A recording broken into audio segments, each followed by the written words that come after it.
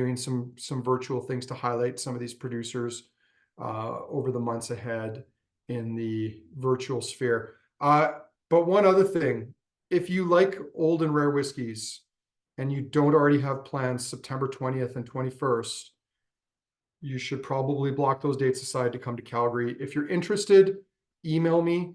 We're putting on our first ever rare whiskey weekend. It's going to be a festival, some master classes, and a closed distillery tasting. It's going to be an epic weekend. We're doing it at the store to make it good value. I've done events like this in the mountains in the past, and we're going to do it through the store because that way we can keep the cost down, put on an incredible experience, and then you can decide what hotel you want to stay at. So something to think about. If you're interested, email me. I will be starting to email people out details in the next 2 weeks or so, but it is guaranteed Friday, September 20th and Saturday, September 21st in Calgary at the shop, and it'll be pretty epic. So Evan, you've already asked people to put their hockey game updates in the chat. We'll try and keep an eye on that. Maybe. What else have we got coming up that we might want to highlight before we dive into 8 Glenfarclas cask strength single cask whiskeys? Well, I guess for July and maybe August, we haven't talked about that yet, but we might have a few more virtuals to come up. We do have a pretty interesting batch of virtuals for July, virtual bourbon tasting, just because we haven't done one of those recently, but a Federer tasting. I'm sure there are a lot of people out there like me where they really haven't had enough Federer to really glom on to what their style is. So that's a good way to try. A really cool tasting with turntable spirits that I'm looking forward to. I'm hoping to sit on that. Partially because I haven't seen these brothers in live since I used to tour Alberta with different companies doing tastings for us. And they're doing some really neat stuff with blends and thematically sticking to a musical bent on them, which is a pretty cool idea as well. And I think I missed one in there. There's a Loch Lomond tasting with our KWM cask and Curt's syndicate cask in there. Along with a few other Loch Lomonds in different styles. So that should be a fun tasting too. Including a 29-year-old Roche stew, it has to be said. 93 Roche stews tend to be good. They do tend to be good, especially when they're old. Yeah, the Federer tasting, that's the last one in the lineup right now. But there already are a couple others that I have my eye on. I'm sure Evan and Harmony and Curt and other staff have some ideas too. But yeah, we're going to probably try and maybe not do anything crazy or over the top during the summer, but kind of fun. And I think the Loch Lomond and the turntable especially sort of fit that bill. They're relatively inexpensive whiskeys. They're good value tastings. They're cool ranges. And the turntable one, I do hope people will give that a chance, because I think what Ali and Gordon are trying to do is kind of like what Compass Box did a long time ago, is make whiskey fun, but they're trying to also make it appeal to, I think, a different generation. They're making whiskeys for a demographic that doesn't care about how collectible and what kind of investment returns you get on your whiskey. I guess there's something to be said for that. So, Glenfarclas, the oldest family-owned distillery in Scotland. We can say that now, as of approximately a year ago. Springbank was the oldest family-owned distillery for a long time, but it is now Glenfarclas. The Grant family has owned the distillery since, I believe, 1865. That date sticks in my head because it was also the end of the American Civil War, and they've run it since, I believe, the 1880s. 5 Grants have been in charge. There was a 6th. We can't talk about that. We won't stray down that road. He was a nice fellow. We wish him well. Maybe he'll return someday. But Glenfarclas family casks, one of the things I think that's really set them apart from a lot of other distilleries is the depth and range of whiskeys they have. Some of you may not remember, but Macallan had a collection of whiskeys, which for a long time was, the envy of a lot of the industry. It was their fine and rare collection.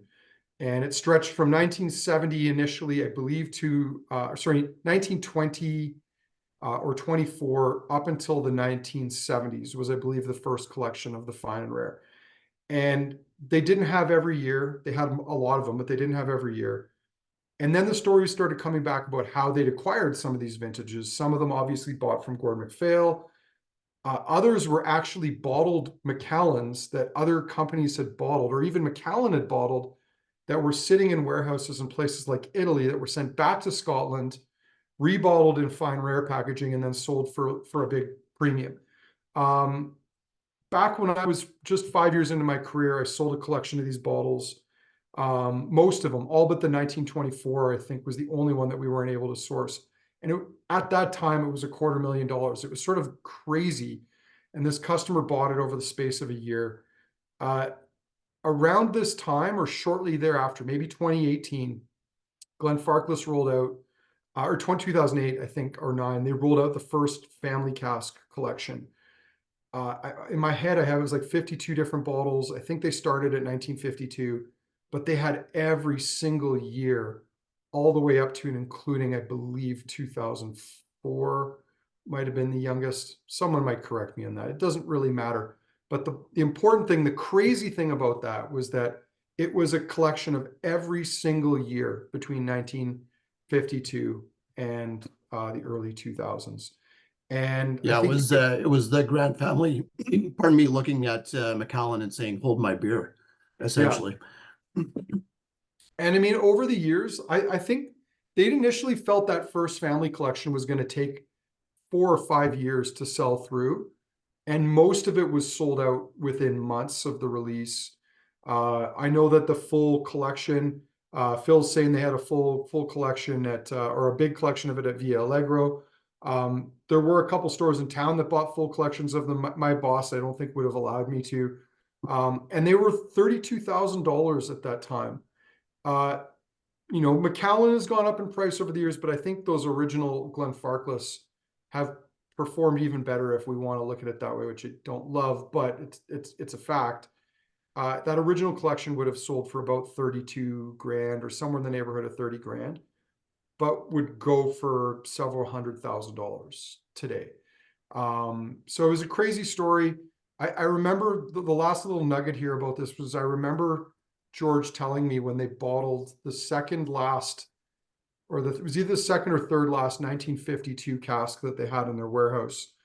And frequently when they do this, they'll open the cask maybe once a year or once every 2 years, and they'll put a valence in to pull a sample to test the strength of the alcohol, but they'll also gauge the cask, which means they're trying to figure out how much whiskey's left in it. And when they did that, they didn't realize that the only thing holding that cask together was the air pressure of the bung. And in the 24 hours between when they took the bung out and went back to check it, the cask had completely emptied. It had spilled into the dirt floor. Now, if only they'd known that Alberta had technology to recover precious liquids from the dirt, Yeah, I'm kidding. maybe they could have recovered that whiskey. But anyway, the family casks have been a cool thing to watch over the years.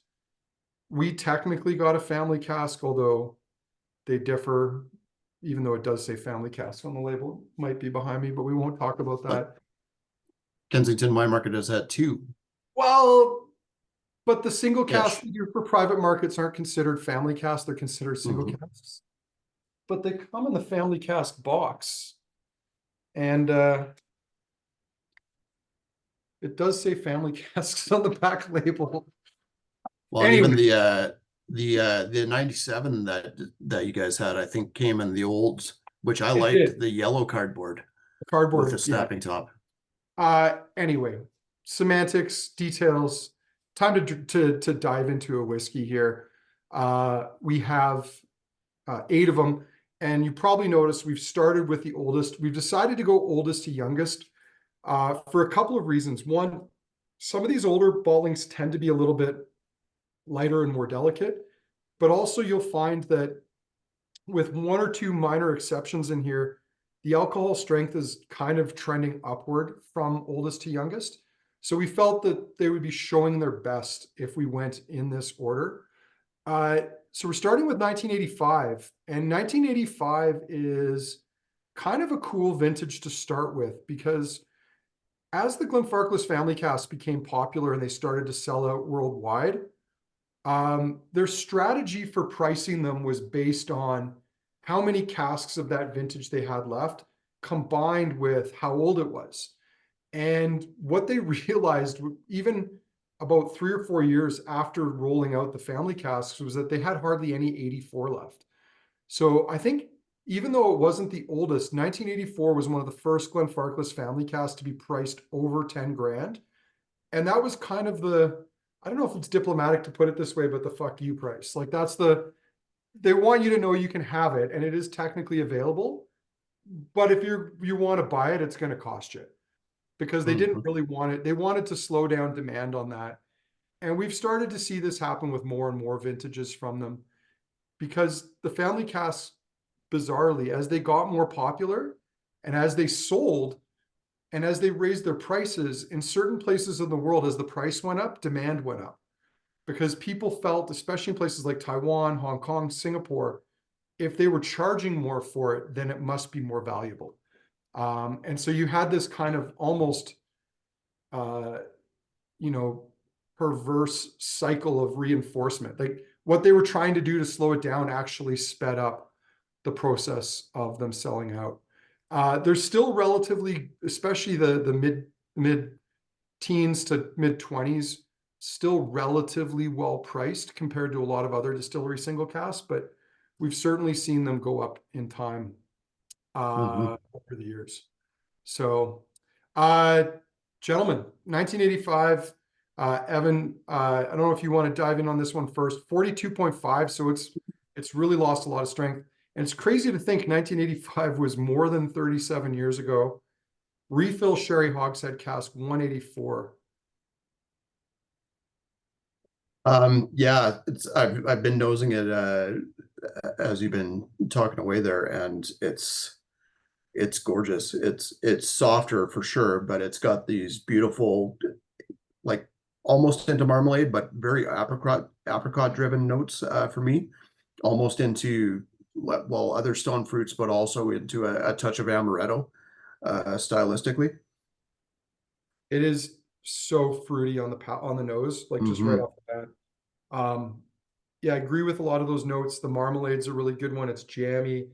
It reminds me of like just opening a bag of Jelly Bellies and you get all the aromas all at once. Hmm. It's got a really, really nice sort of silky nose feel to it too. Like I love the feel of the spirit. It's you can tell it's lower alcohol, but you can also get a bit of mustiness from it. You can also tell Hmm. this is older. It's also sherry cask. Curt, you want to dive in on the nose? It's like chocolate covered, tangy fruits, raisin kind of fruits or something like that. They get a note of like graphite or something, sharpened pencil a little bit on the palate, especially. Whoa, Hmm. I better jump ahead to the palate. Yeah, there's I'm not getting the full on woody notes, but there's definitely some tannin in there and lots of spiciness going on the dry side too. Mhm. The And palate, Curt, you're bang on. Like the chocolate tones on this are like quite prominent. There's some nice fruits there too. It's got this sort of fleshy, fruity thing going on, but again, really bright, really expressive, far from like over oaked or over the hill. cool. Yeah, really nice combo of the juiciness and the spice going on.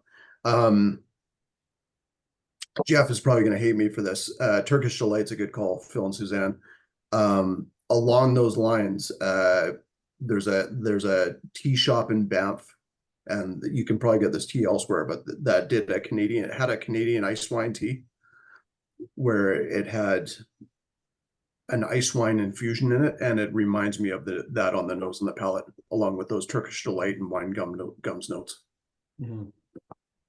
Some eat more for me too. As much as that Turkish delights there, there's kind of more of a Hmm. savory, molasses, nutty, kind of dark chocolate thing going on. Mm. It's not a bad place to start it. Yeah. I mean, I don't think this is going to be the case, but it kind of feels like, this is the one downside with starting with the oldest whiskey in the lineup Yeah. is, is it going to be like this from that point on? I don't think so, but really nice, great bottle. If you Yeah. know anyone Super turning, clean. yeah, clean as well. If you know anyone turning 40 next year, vintage bottling for them. Um, certainly 84 was harder to procure. 83 used to be easy, curiously, but is increasingly hard now. The year when really the Scotch whiskey industry sort of turned. But the mid 80s are a hard vintage to source from, but Glenfarclas still has some casks. Well, Curt, any it's interesting too. I don't know if it was the 84s got this, but I know like my birth year is 80. And I think there were some 79s like this. There were definitely some 81s, 82s, 83s where there were a lot of plain cask and like fourth fill releases where they are super light compared to this. Can't recall if there were any 84s in this, but it is interesting that it's a refill sherry where it's got a decent amount of sherry still to it. Well, I mean, we can theorize why that is, and I think Mhm. family businesses like Glenfarclas, but also like Gordon MacPhail or even William Grant and Sons, don't really look at things the same way as others do. And I think Curt will remember this. The great hue and outcry around 2008 when Springbank shut down for 6 months because the cost of everything had gone up, and they just decided they would use it as an opportunity to do some refurbishment and whatnot. Uh, it's interesting that in 85 you're going, because Evan, you're bang on. The 77s through the early 80s were all they call fourth fill, which doesn't mean they're Mhm. actually fourth fill. It just means they don't know how many times the cask has been refilled. So it could be anywhere from second to fourth fill.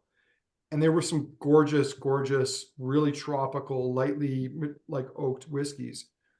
But it makes sense that, frugal family businesses like Glenfarclas probably would have been reluctant to overpay for oak as the market's heating up or overheating. But also, I remember again another story going back to George Grant telling about how his grandfather, in I think the mid 60s, started Yeah. filling casks at still strength, not at like 63 and a half, the industry standard, because as he said, they were not in the business of maturing water and oak prices were going through the roof.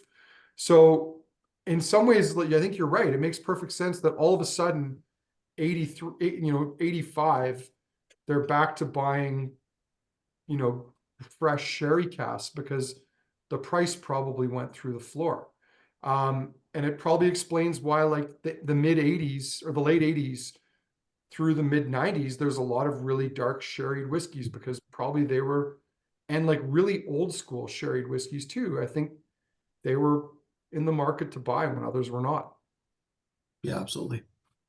Can't say I'm a fan of the concept of casking it higher than 60. Yeah. I always hear the story that that was a great vendor's tool, but there was also a lot of study that went into it and found a spirit and interaction point too. So I think we've seen like tons of really, really aggressive Glenfarclas, for example, one of Havens for a period. Few distilleries, Craig Ellicky, Yeah. casks were lean and stuff. They did a lot of really high strength. Some of them turn out great, but a lot of them end up just being crazy, crazy spice bombs. And Yeah, it's an interesting point, and the high casking proof in the late 60s is the whole reason we got the what I think is a legendary bottle, which is a 40-year-old 105, which was just utterly fantastic. But then to your point, like there are distilleries in Kentucky in the United States that intentionally have a lower fill proof of typically Victor. around 107 or yeah, Michter's 53.5%, Mhm. instead of going up as high as they could, just because they feel that they're because of the aggressive maturation that happens in the hotter climates, the starting point of lower ABV is actually a better place to go. So I was wrong. It was '06 that they bottled the first family casks. I think they rolled them out in 2007. But the reason I know that and the reason I looked was I only remember clearly one bottling from the first round of family casks, and it was the Mhm. 1968. And the reason I remember it was because the ABV was 65.1%. This was a 38-year-old whiskey at 65.1%. And it was interesting, but it was almost undrinkable. Like it was so big, it was an absolute beast. And I remember asking George, like, how is this even possible? And he said it's because, the family started increasing the strength they were filling casks at to save money. And interestingly, Curt, I can't remember if I told you this, but one of the really interesting things that's been happening at Tormore, which Elixir Distillers bought from Chivas has been filling casks at still strength, so almost 69% for a decade to save money on oak. One of the things that Elixir Distillers, since they bought the distillery, has been working on doing is proofing those casks down to 60.5%. They're actually adding water to bring them back down to a more moderate level. So yeah, there's some thought behind that. I mean, Kurt, we loved some of those early Bruichlades that were at obscene ABVs too, but it makes sense that there's probably a sweet spot for maturation. But Yeah, and like I said, some of those monsters have been amazing too. I just think as a rule, just like with Virgin Oak, we've had some that are awesome. As a rule, these things are making really, really aggressive whiskey. They don't necessarily benefit from a lot of time in cask. It's not helping. Well, I have a feeling people are probably getting thirsty, so I think we should probably move on to the 1994. So the next up is the 94 family cask, and like, how crazy is it to think that like this is a 30-year-old whiskey? Like 1994 doesn't seem like more than half a lifetime ago, but I guess effectively it was, or around that. So it's 28 years, but it was 30 years ago when it was put in. First fill sherry butt, 53.6%. Interestingly, as the family casks have started to, they've gone up in price a fair bit over the last couple of years. They've started to level off. We're not seeing things like whiskey-based scores for these things before they reach us, whereas we used to. And I think part of that is just that there's fewer of them out there. I think Glenfarclas has intentionally done this, and it'll be interesting to see if they're planning to do a release this year. Because I think the market for them has slowed down as the prices have gone up, but also as the whiskey market has sort of hit a plateau or gone off a cliff edge, whichever of the two it happens to be. But 94, I remember there were some good ones, but I don't think I ever paid that much attention to them because the 1989, 90, 91, 92 quartet was so solid that I don't know that I really paid much attention to any of the 94s or 95s. Curt, you were nodding there. Like, is that kind of like everyone was sort of chasing specific years? And I think maybe 2000 and 2004 were probably the next two sought after, but the late 90s or the mid to late 90s, no one was really paying attention to it. 100% agree. And there have been some really good 93s too, but you're right. There was that little run there starting actually 88 even too. 88, 89, 90. All really, really killer to 92. 2000s, we've seen lots of them. They're a little bit spicier. 2004 is 10 territory. Super awesome, but I don't think any of us have really given credence to a lot of stuff. Didn't we do a 90s family cask tasting at one point too? Yeah, well, actually not too long ago. In fact, I think the S21 release, we did a 2000s, I think we did a 2000s and a 1990s. I think so. When Harmony and I were in Mexico. Yeah. Anyway, so what do we think about this one? Evan, why don't I start with you because I'm still getting caught up here. Yeah, I gotta say this is really cool, and I really like this is next to the 85 because this to me runs more into what I think of as like a classic Glenfarclas sherry cask, where you're going into more of those leathery notes. It's got that like almost like a blackstrap molasses note to it as well. It still has the fruit, but it's like it's almost tightly wound. It's so concentrated on the sherry side of things. Some really nice like date notes on there, and And yeah, it's got this burnt brown sugar hit. I wouldn't say sulfur or anything like that. It actually comes off really, really nicely for me. Kurt?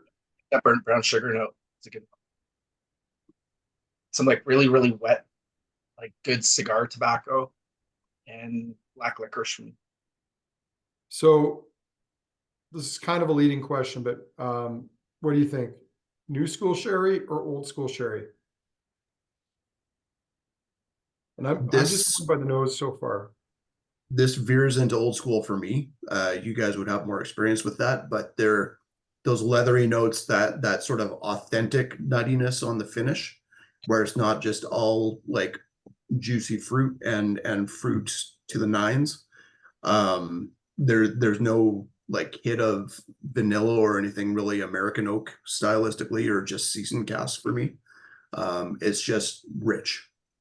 Yeah. Kurt? I kind of think it's newer school personally. Yeah. Mhm. I mean it's new school, but it's like the best possible example of new school sherry. Like it doesn't Mhm. this is sherry. To me, this is like the best job you can do with like sherry seasoned casks as opposed to old school sherry casks. Lovely chocolate tones, lots of tobacco, some nice spice. Interestingly, it reminds me of like Macallan 18 from like 15 years ago. Yeah. Which is funny because I used to think of that as old school sherry, but even then it probably wasn't. That mid 2000s Macallan. Um, it's lovely whiskey. It does have a bit of a tighter focus, and I think that's one of the downsides of that new school style sherry, but it's good. It's clean, it's rich, it's layered. Um, it drinks really well. I think at least on the nose, I'd have to try the palates again. On the nose, I like that 85 kind of lighter old school touch of the sherry more, but this is really good. The new school sherry is just almost like a different category sherry. I think we have to look at it separately because there are some absolute crackers in that style too. They're just a little bit Mhm. richer, a little bit more mincy, maybe not quite as soft for me, but they just kind of get held to a different flavor spectrum. Just like here. I think there's When you very can much really a line here it would be. I think we definitely divide new school, right? you can really pick it up on the palate. I think it's that the intensity of the spice is very different. Mhm. But it's a lovely, and especially the tobacco, like it's this really, really drying, like cigars that were left in a humidor that have, kind of dried out. It's like this drying, flaky tobacco, but it's a great whiskey. I'm glad we bought a bunch of this vintage because, uh, some similar casks to this had done well, and so I rolled the dice on them a little bit. But I think like this is a really nice drinking vintage, and um, yeah. So we have a bit of this. This one's not as hard to come by as maybe some of the others.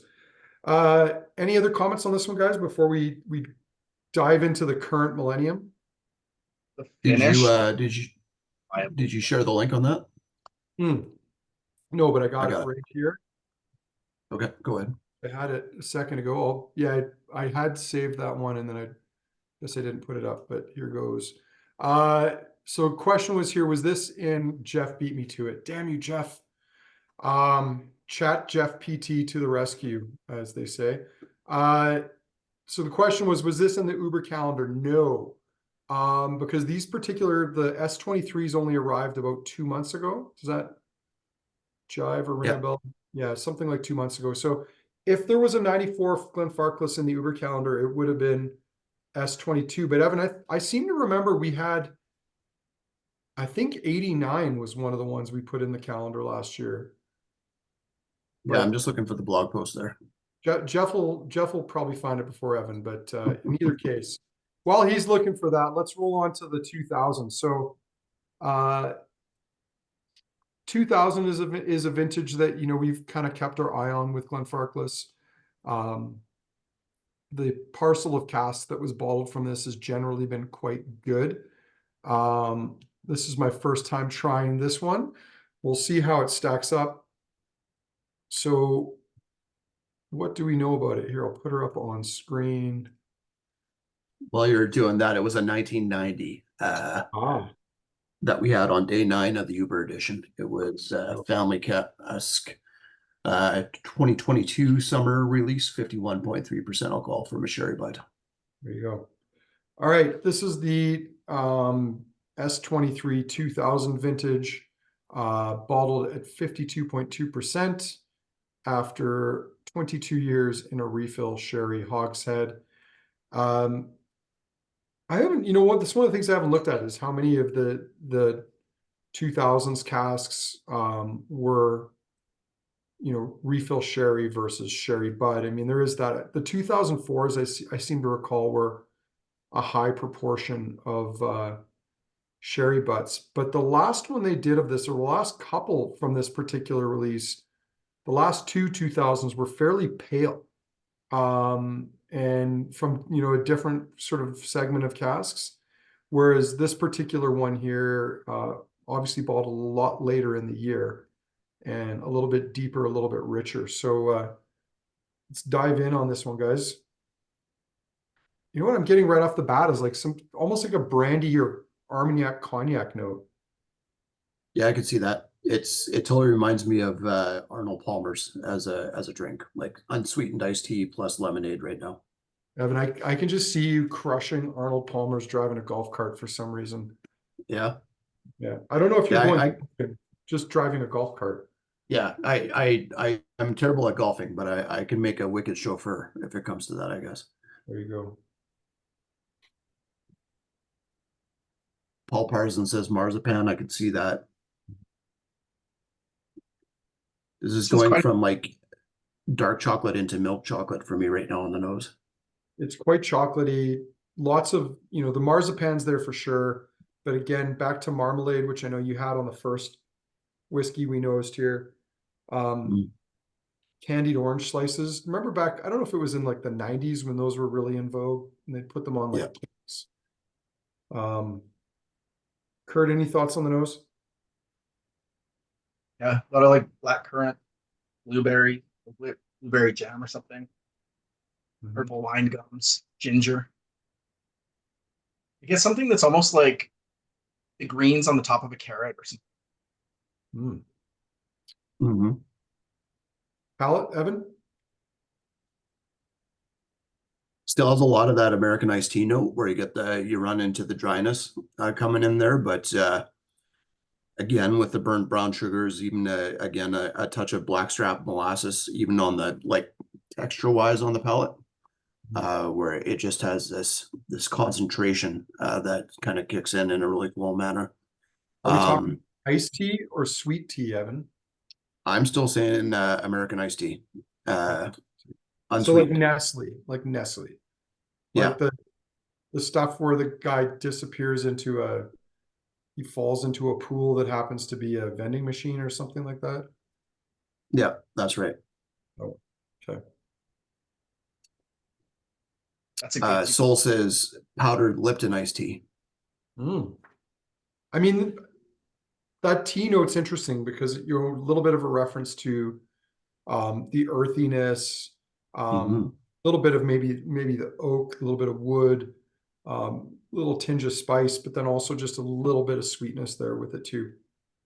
It's quite drinkable. I mean, it's not as dark and over the top sherried as some of those really sought after 2004s were, but it's got a really nice balance to it. Curt, any thoughts on the palate? No, I really like that. It's one of the better 2000s I've had. Really drinkable, really identifiable as Glenfarclas. Yeah. It's one of those things where it's like, what are you looking for? Are you looking for, you know, a sherry cask Glenfarclas that, as you said, tastes like Glenfarclas, or are you just looking for something like insanely dark and really, really over the top rich?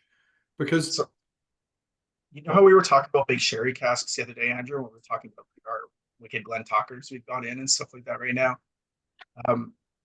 When there's big sherry like this, a lot of times it's really hard to get distillery character. So I kind of just look for a little bit of distillery character and then just a damn good whiskey. I want variety in them. I don't want them all to taste like the same sherry. But it's the point. You just a year on each other. That's not interesting. I want funkiness. I want different casks, different stuff. Mhm. So these first ones have all been drastically. Yeah, no, I agree. Evan, you were about to speak.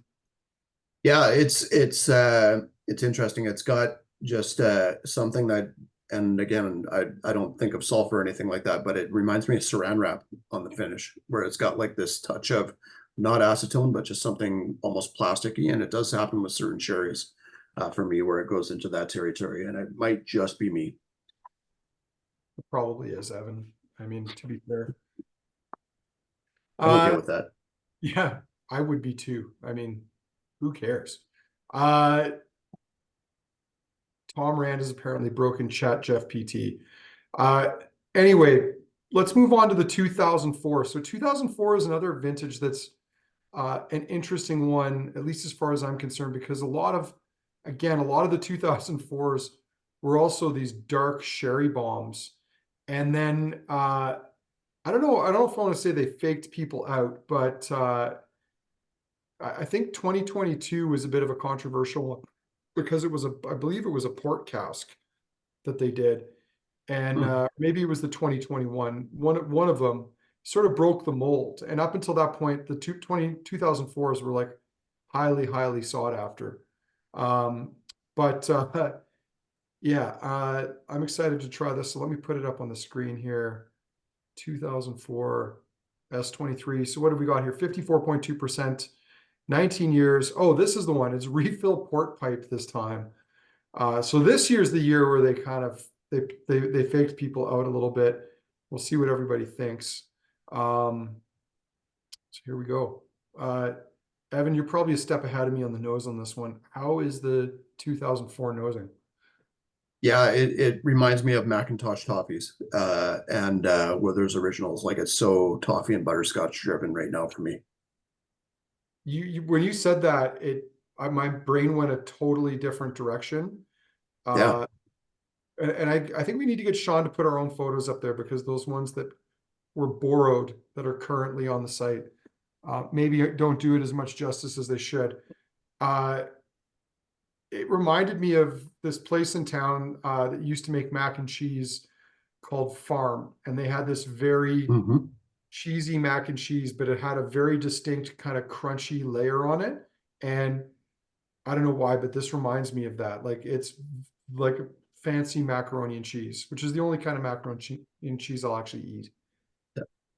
Yeah, it also had the end of their run that it was like there was no salt. It was just employees' tears on that, just because they were not paid at the end of their tenure.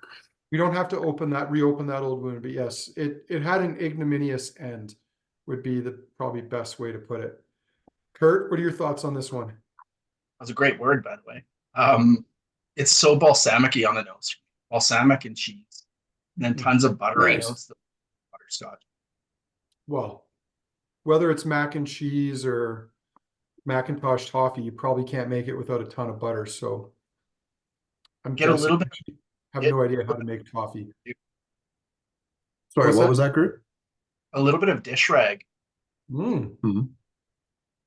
Like restaurant dish rag or like home dish That rag? sour, like bar rag. You've worked in a bar, you know, the bar rags have that a sour, funky tang to them.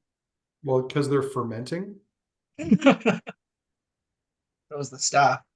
Man, I can't get over. Actually, This is like the cheesiest Glenfarclas I can ever remember having. well, I'm gonna kind of thread the needle between the two of you, because along with that fermenting and the cheese, it does have a little bit of like a yeasty rising dough note to it on the nose. I thought you were going to say cheesecloth for a moment there and be like, wow, Ooh, yeah. how did you bring cheesecloth into a tasting? Evan? Well done. Yeah, I'm not that classy. I don't know if any of you've ever had this, but there's a Scottish dessert that involves, you boil it in a cheesecloth, I think, and it's called clootie dumpling. And this actually reminds me a little bit of clootie dumpling on the nose as well.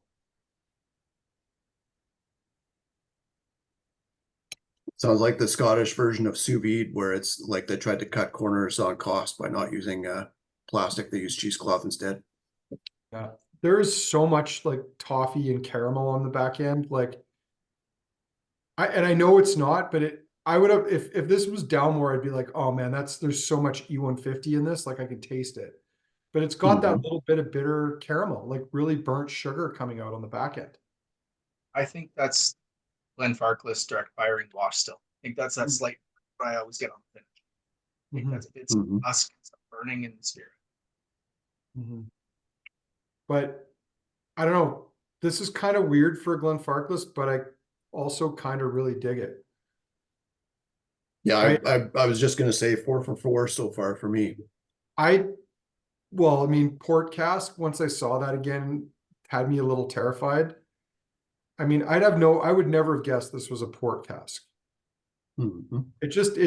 It comes across just like a refill, second, third fill sherry, something like that. But the spirit's a bit funky.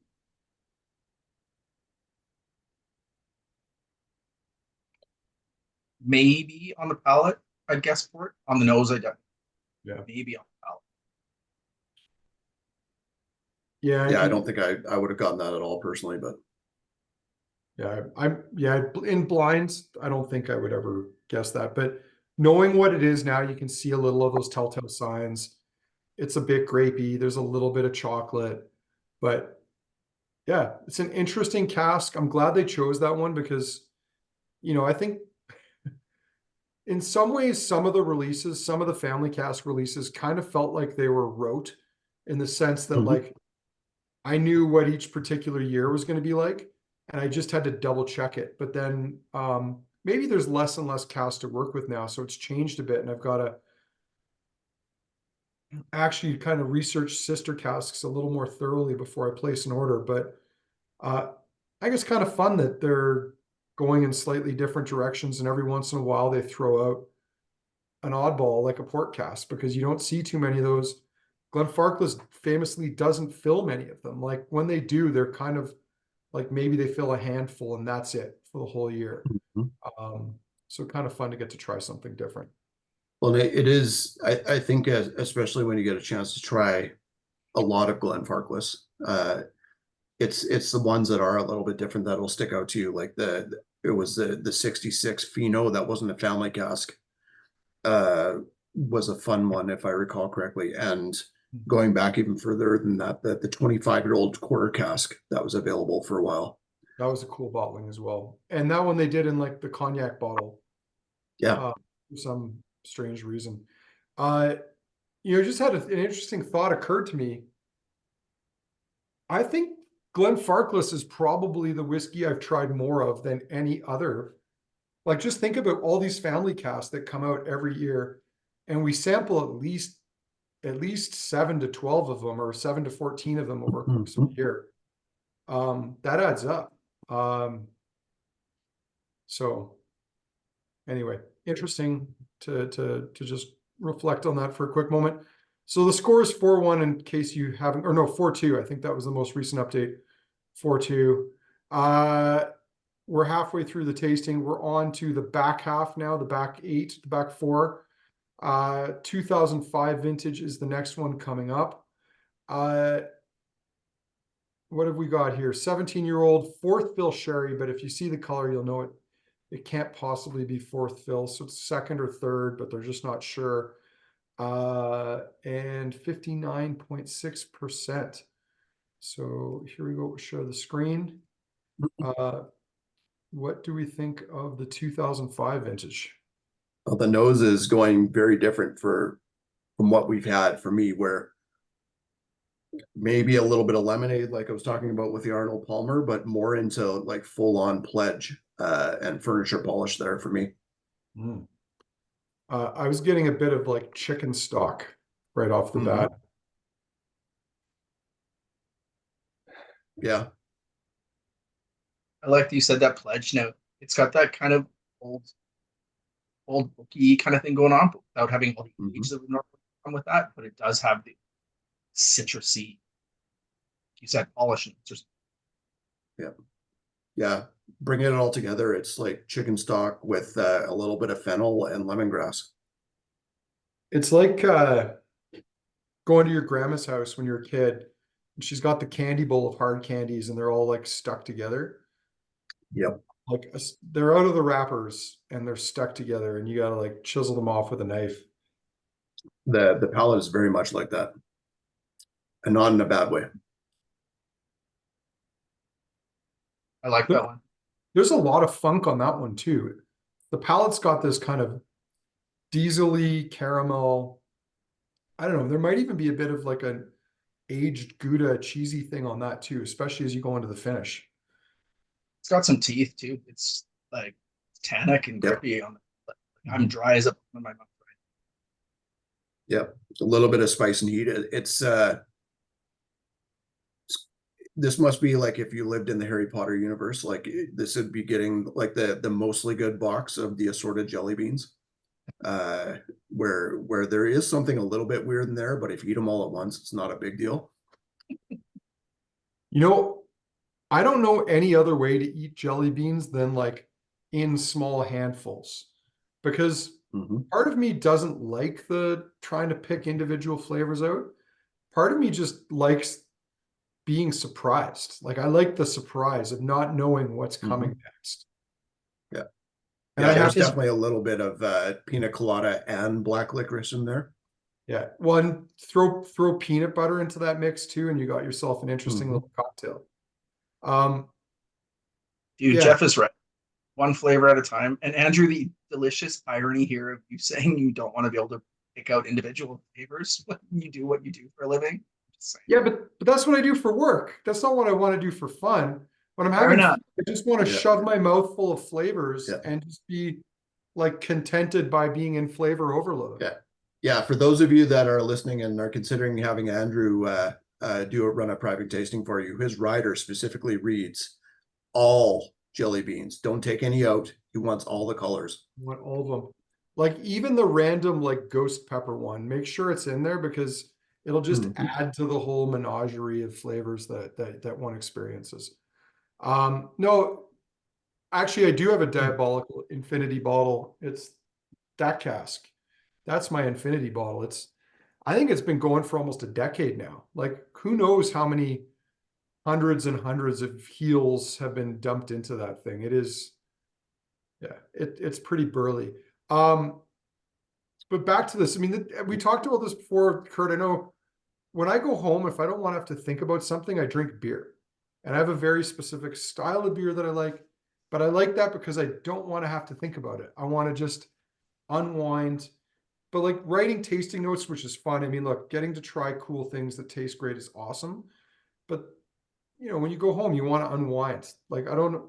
It would surprise people to know that I don't drink whiskey very often at home because I drink it at work and I do this. So, but anyway. Yeah, I would not be able to pick this out as a Glenfarclas, I don't think. But it's a really enjoyable experience. I don't drink Coors Banquet. It's very narrow, fresh, fruity West Coast IPA style that very few people do well. So narrow, but not myopic is what you're saying. It's pretty myopic. It's pretty myopic, but what are you going to do? I think we're on to 2006 now.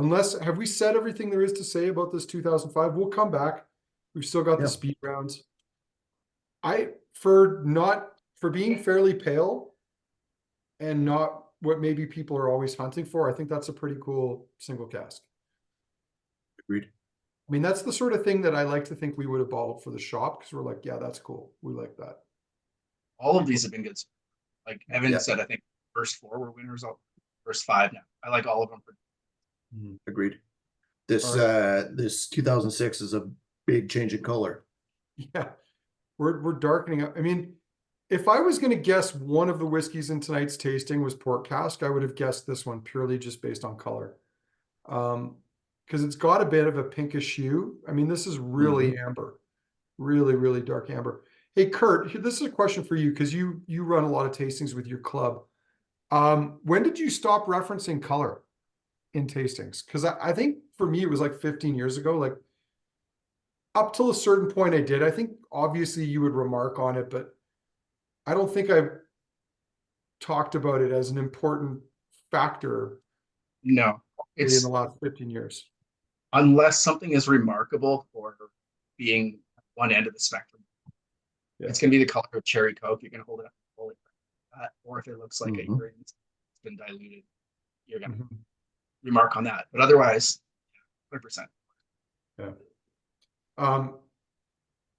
So Evan, you commented it's dark. It noses dark. I It mean, does.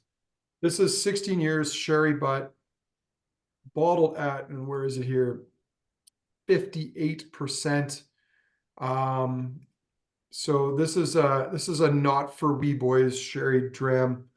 What do we think about this on the nose? Curt, I'm going to pick on you because I've been picking on Evan a lot to start things off. This is coffee and dried fruits and a little bit of dirt. It's your eat more bars again back in spades. Mhm. Bit of cracked black pepper. A little bit of that potting soil note we were talking about, still getting here.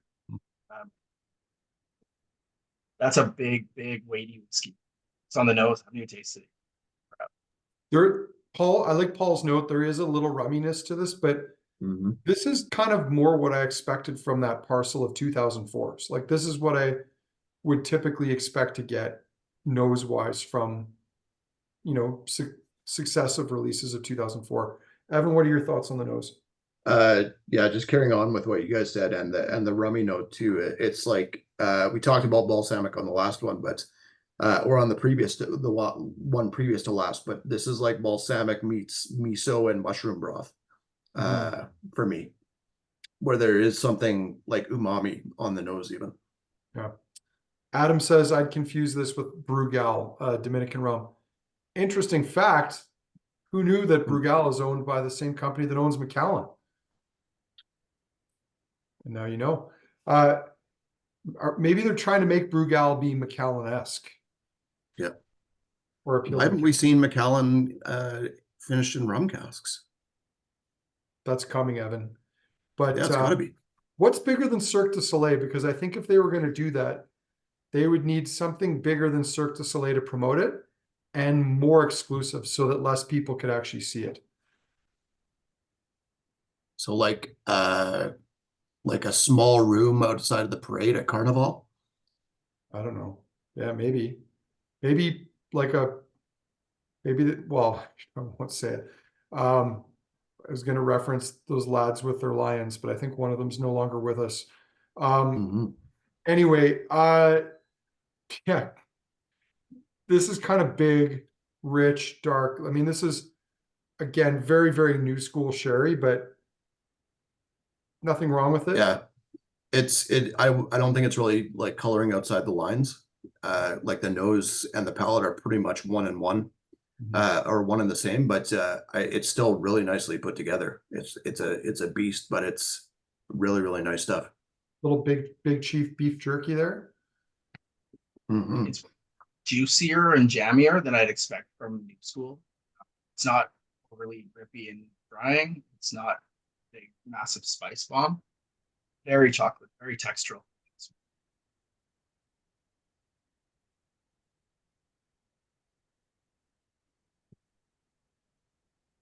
Yeah, it is quite textural. Um, it does. I mean, I like it. It does seem a little one-dimensional. Yeah. You couldn't pick the distillery blend. What's that, Curt? No, this is You couldn't identify cask the strength sherry. Yeah. Yeah, I mean it. Yeah, no, I agree. Like this,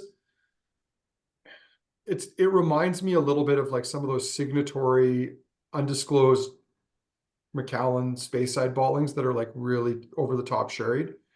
Um, there is a weird bit of a bitter, almost tarry note to it on the finish, like a Mhm. really, really big, like a really firm clove.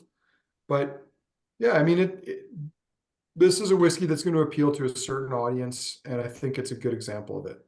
So Let's that like burnt sugar / clove note I think that you're talking about. For me, that's That's what cuts it off from being something more. Like it just everything halts flavor wise at that, and it doesn't go beyond that. Yeah, you get to like this licorice, clove, fennel note, and then that's it. There's nowhere, that's the end point.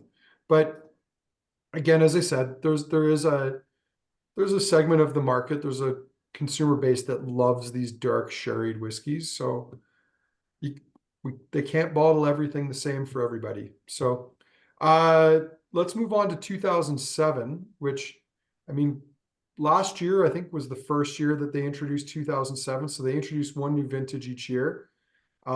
This year it is, the one coming up is 2008, and then next year for 2024, assuming they do a release, will be 2009. But let's give the 2007 here a nose and taste.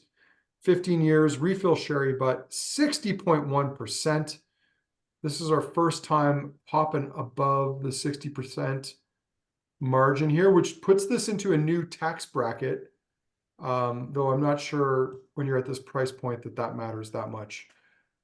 Maybe if it was $100 whiskey, it would be a bit more significant. Gents, what do we think of the 2007? Oh, right back into lemon pledge for me. Well, and the funny thing is, for me, it's back into, I don't know, maybe now it's more like a pork stock. Like there's Mhm. something that reminds me of like an udon, like a really rich, spicy udon. Mhm. I'm with you, Andrew. On the palate too, there's a little bit of almost a bouillon or packet of ramen flavoring or something. That savory note carries on the palate. Well, it's like it's a little bit like those, my wife loves those packaged Japanese noodles. Mhm. That you just like mix with hot water and then you add the flavoring. There's something that sort of reminds me of that, especially on the palate. It does have like even that like dried chives slash shallot note to it on the palate. I like Paul's almond extract on the nose. And a bit of green Almond. apple.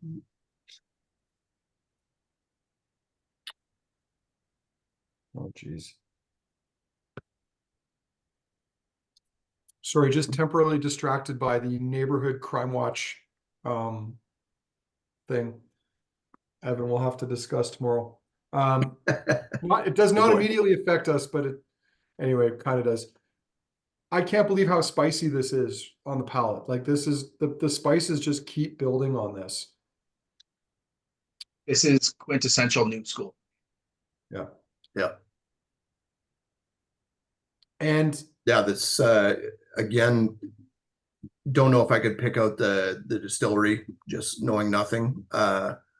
It reminds me of like Scotch Malt Whiskey Society, like Belminix and Blair Atholls we've gotten, where they're sherry cask finished. Not necessarily in a bad way, but it's just got like yeasty rising dough again.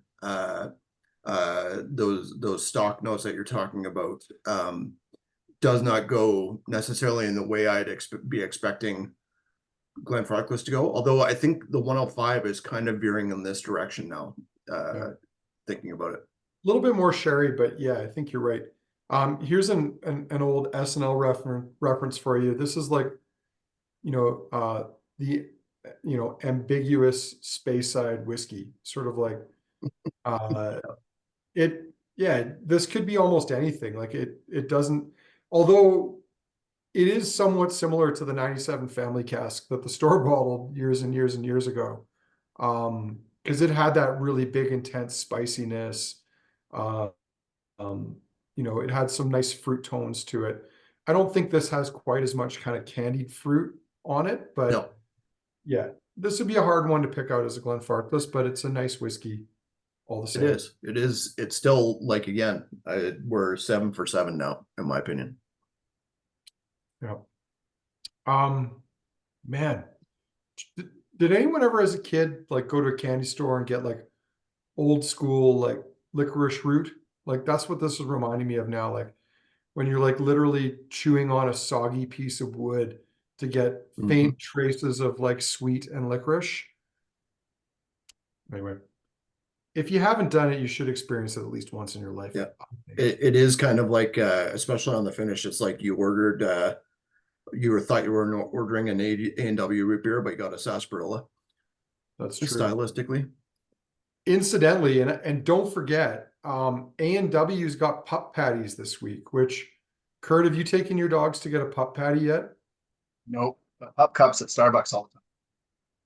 So I don't know if you know this, but for $2, and I believe some of the money goes to charity, you go to A&W and request a pup patty, and they give you a special dog hamburger patty. I don't know. I think Walter would enjoy it. It's something I'm going to take him to do, but I don't think it's up for long. So totally random aside there. 2008, the newest addition to the Family Cask family until this year when they introduced the 2009. First fill sherry butt, 15 years of age, 59.1%. And I'm going to lead this one off right off the bat. Mm-hmm. This reminds me of when I was a little kid and my mom was like taking off her nail polish and then putting on a fresh coat of nail polish. Like this is all, that scent is all summed up in this particular nose. Acetone. Well, but not in, I mean, not just, and not in a bad way. I mean, it's and being, I don't know the answer to this, but presumably there must be some acetone or something in, or some solvent in the nail polish itself. So like it's, that dries out, evaporates away. So I think it's a combination of both. Like it's a combination of both the scent of the nail polish that goes on, but also the scent of the remover. Yeah. It's the same. It's hopefully this doesn't turn anybody off that's looking to buy a bottle, because we are trying to sell these things, but there's something in there that makes your mouth water and your eyes water at the same time. Onions do that too, though. Yeah. I was thinking more along the lines of, like, I get where you're going with the nail polish remover. I do get a bit of that, but it's somewhere, it's not right under your nose, but somewhere in the room, someone has opened a thing of apple cider vinegar.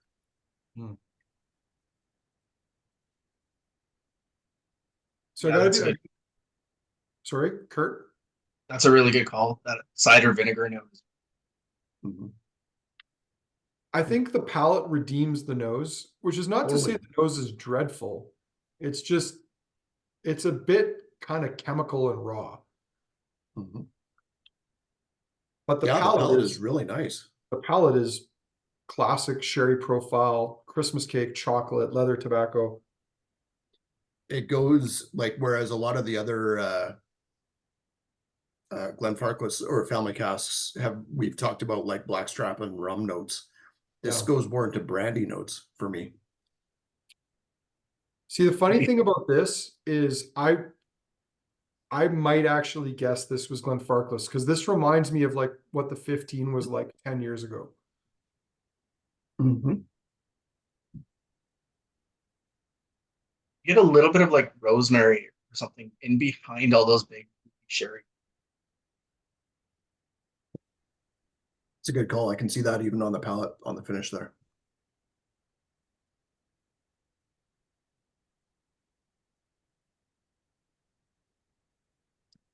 I kind of dig it. It's not my style, but I dig that. Yep.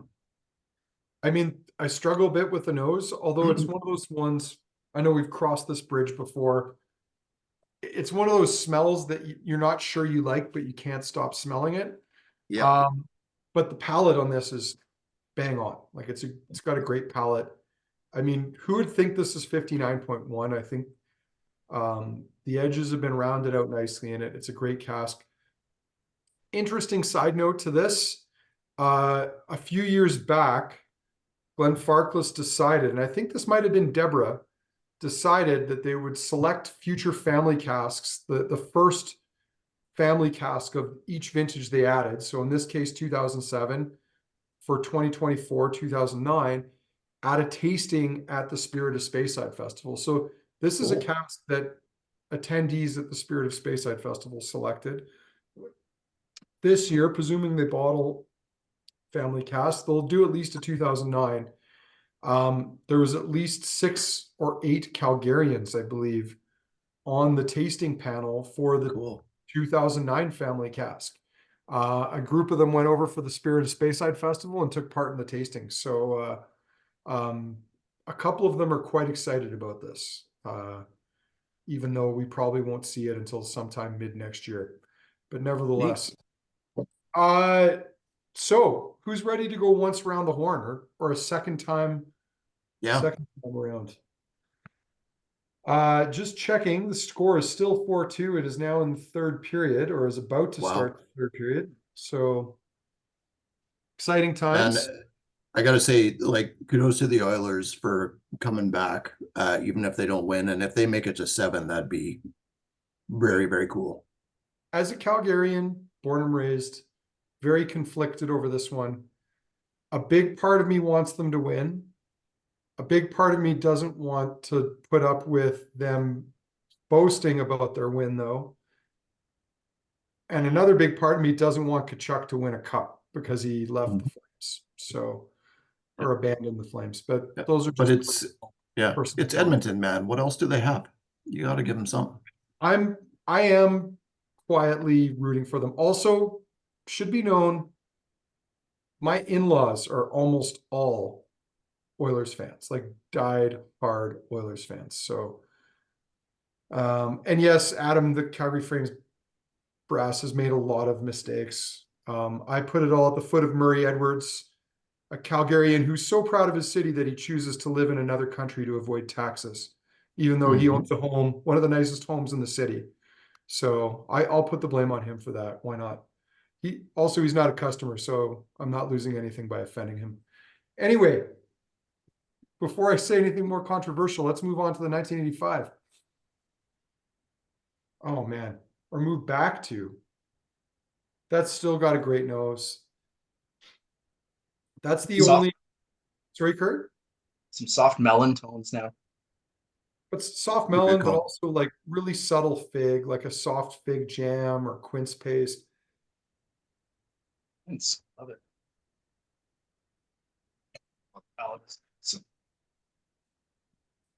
You know, I'm glad we put this one in the lineup because for people who don't get a chance to try it, this is old school sherry. This is what old school style sherry tasted like. And it's not to say it's better, it's just rare, especially now. So when you get a chance to try it, it's pretty good. So, and I think if you had all 7 or all 8 of these bottles and like you wrapped them up, nobody knew what the price was, this is the one that would be finished quickest. This bottle would be emptied the fastest, partially because of the lower ABV, but there's so much that's enticing about it. I would have gone through all 8 whiskeys and then I would have just gone back to that one and kept drinking it until it was gone. But such is the way of things. Curt, you were about to say something? Yeah, there's like a gorgeous creamy horchata note. Soft cinnamon creaminess is I like that horchata. Yeah, that's a good call. Really pretty now. I don't even know what horchata is, other than that I like horchata donuts. So, but I can definitely taste a horchata donut on that one. Yeah, I assume it's Spanish for sweet cinnamon because that's essentially what it tastes like. Curt, is that what it is? Sure, let's go with it. Chat Jeff PT will need you to weigh in on this one for a final decision. 94, back to the 94.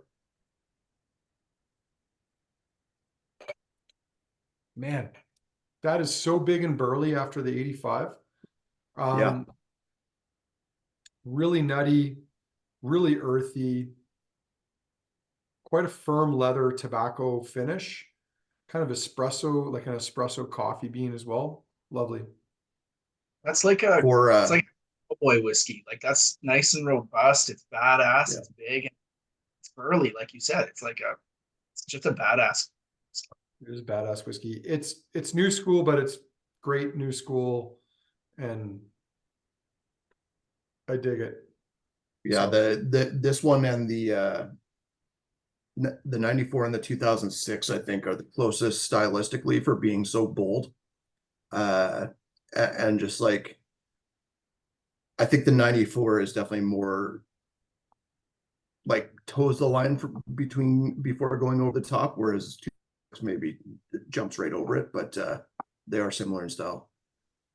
Evan, I'm going to pretend that I was listening to what you just said because I was Mhm. so engrossed by the discussion of horchata on the side here. So my apologies for that. It started with horchata is like milk and almonds, and then horchata is soaked tiger nuts. I mean, that's a milk drop moment or a mic drop moment if ever I've heard one. Soaked tiger nuts. Like that's all you got to say. It's a milk tiger drop moment. Mhm. All right, we're not being very speedy. 2000, back to the 2000s, the current millennium. This is going into like buttery pancake syrup range right now. Might be my glass. I found the nose quite shy after the 94. The palate's still there. Very, very chocolatey. I can see that. I know. Are we not allowed to refer to Aunt Jemima anymore? Is it? Are we in a post Aunt Jemima era? I think we are. I don't know what the new brand is, but yes. What is the new brand? I mean, that would be good to know because you want to make sure you got the proper new nomenclature. Because that Earl Milling Company, Tom says. Aunt J was my favorite something mill now. Well, buttered syrup, butter flavored syrup, I guess is what we just have to, Mhm. to say now.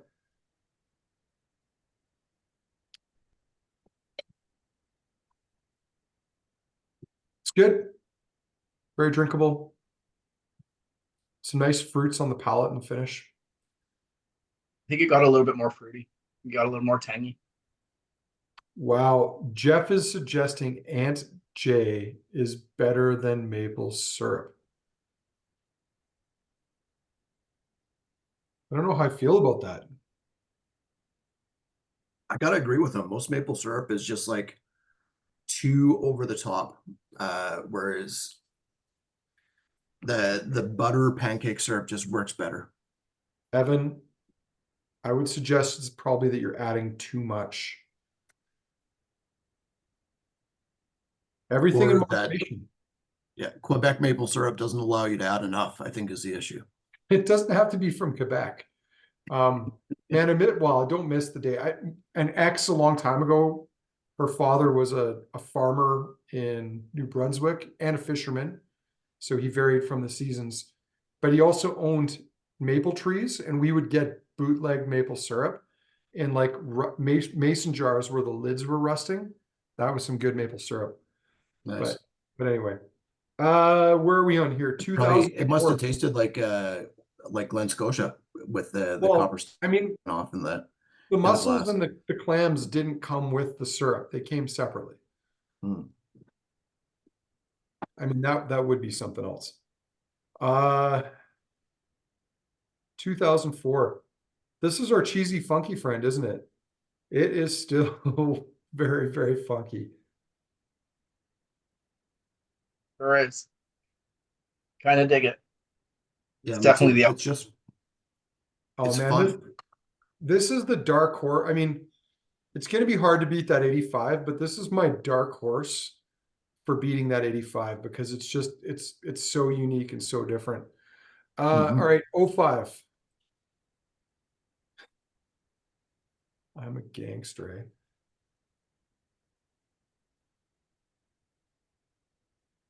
We all have to respect the fact that Jeff self-identifies as a gangster. And an AI. And that's true. And yeah.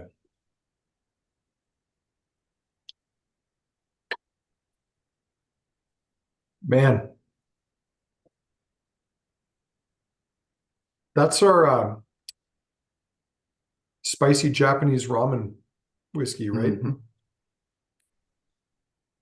lots of chocolate, almost Nutella. Mhm. It's interesting because it's so pale and like uh the spice is definitely there, which is not too surprising, but like that chocolatiness is surprising to come through because again, like it's not got any of the associated color that you would expect to get with that.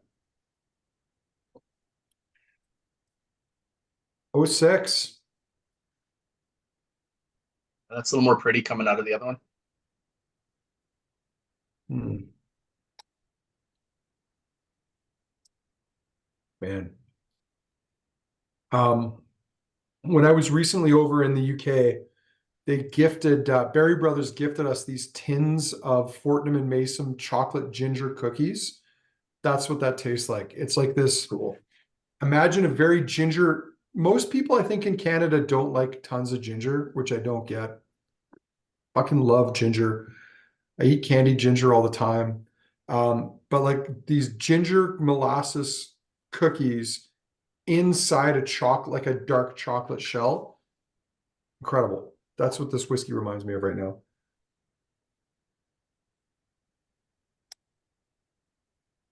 You It's a have really some nice whiskey. ginger. What's that, Evan? It's a really nice whiskey. Yeah. It still reminds me yet in the 94 of being the biggest and boldest. Yeah, no, for sure. I mean, it's the archetypal family cask Glenfarclas. That's what a lot of these used to taste like. I'm glad that not everything we had tonight had that sort of flavor profile, because if it did, it would be kind of a boring tasting. Curt, one, Evan, were you around? Like, had we stopped doing the big Glendronach tastings by the time you joined us, where we would do like 9 Glendronach single casks that Billy Walker had Billy Walkered? I just missed it. I was there for the very end of it. Yeah. Yeah, because I mean, as fun as those tastings were, they were also like tasting 9 versions of the same thing, Mm-hmm. which, as exciting as it sounds, can also not be exciting. Anyway, 2007. Lars is team maple syrup, by the way, Evan. So take that. Okay, Lars.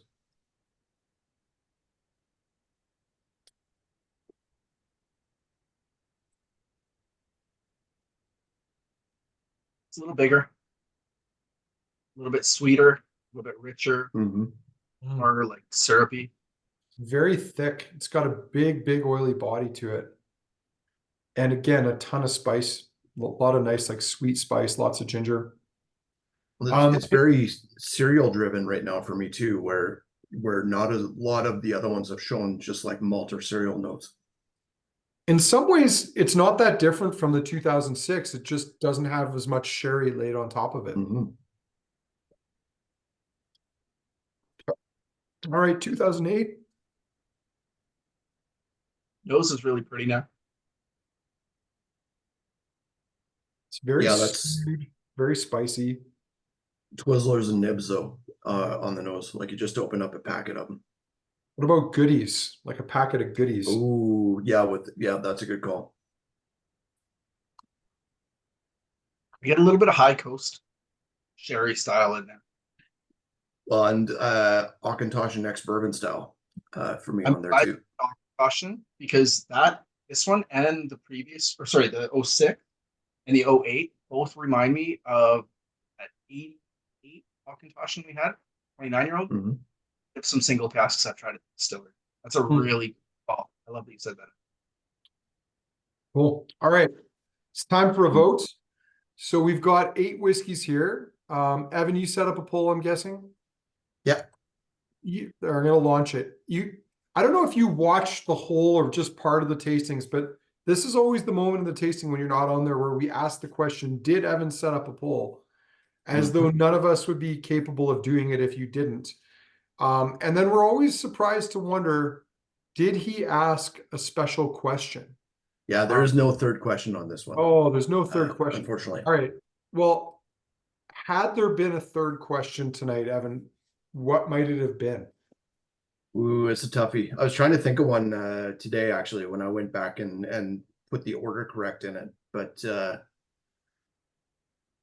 I think on the last one for the family cask, I asked what your favorite family cask was that you've ever tried to people. And that was a fun one.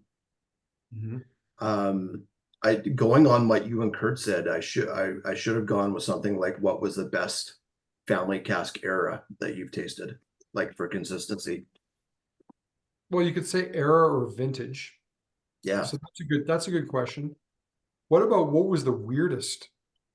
Yeah. That'd be a good one. What was the craziest story you heard George tell when he was still working? Wow, yeah, that would need a long form answer, and not all of it would be uh Some of readable online.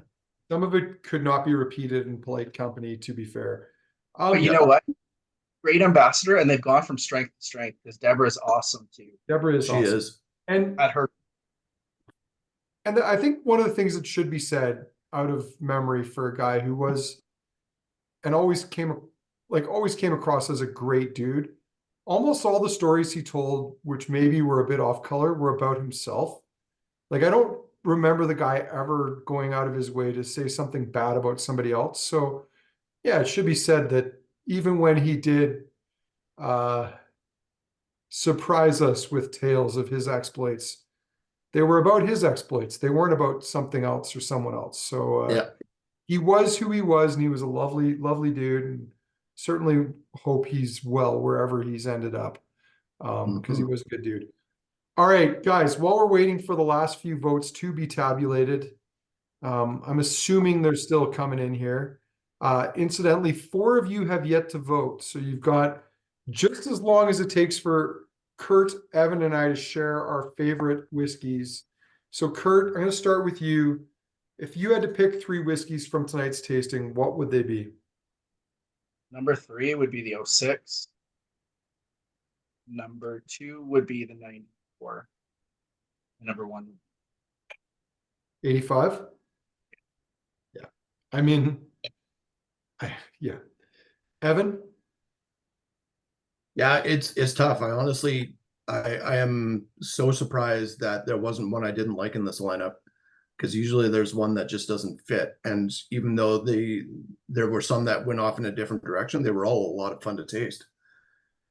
Mhm. 85 to me is a no-brainer. I'm just going to put that one aside for now, though, and I'm going to go the 2005, just for kicks, and the 94. You know that I'm really torn because that 2005 is I'm kind of struggling with it, but in a good way. It reminds me of like, I don't know if you remember, but they used to come in like a thin plastic bag, old-fashioned ginger snaps that you used to be able to buy at the grocery stores. And they were Mhm. like legit spicy. My dad used to love those, like it was one of his favorite cookies. And like going back and nosing this now, it is, and I don't know, maybe ginger is a note, a Glenfarclas note that I didn't realize before because I got ginger in a ton of these tonight. Um, Mhm. but that 2005 is a cool one. I like it. Um, my my third favorite though is the 04. I just love Mhm. I love the cheesy, funky weirdness of that particular Yeah. bottling.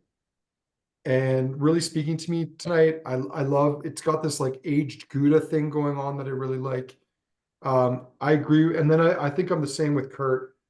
I think the 94, like that's classic new school sherry. It's elegant, it's not over the top, it's got a nice balance.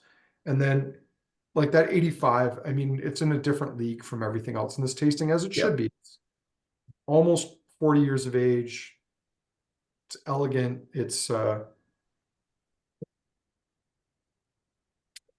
lived up to my hopes for it and then some. So great Yeah. range. All right, the results, I'll put them up here. So 2 of you have not figured out how to vote, but that's okay. I'll share the results. So the results are round 1. Wow, look at the spread. 85 did well, but not as well as might have been thought. The 94 did well. The 2004 did well. The 06 and the 08 also showed well for first favorite. And then Mhm. second favorite, look at this. The 2004, followed by the 85 and the 94. So I think everything got a vote except the 05. But Evan, you gave the 05 a vote, so I everything got did. tonight.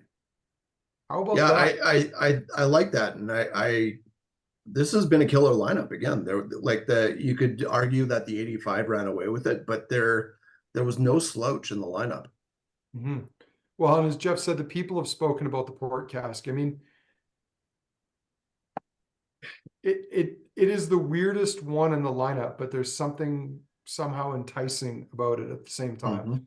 So awesome lineup tonight. For those of you who are watching the hockey game, there are exactly 14 minutes left, and it's now 4-3 for Edmonton. So you may want to turn your attention to that. But I do want to thank you all for taking part in tonight's tasting. Curt, Evan, thank you for co-hosting this one with me. It was a fun lineup. And Evan, we did so much prep to get ready for this one because we don't know. No, we know Glenfarclas is. You don't have to prepare for this. Yeah. Quick reminder: if you're in Calgary, please come see us Thursday for our Spring Single Malt Festival, or next Thursday for the Canadian Whiskey Festival. And if not, maybe join us for one of our tastings this summer. We promise we're going to keep them light and fun and not drone on about stuff, but we probably will still drone on about stuff. It's what we do. So anyway, on that note, thanks everybody. I hope you have a good rest of your nights. And if we don't see you before, I hope you have a great summer.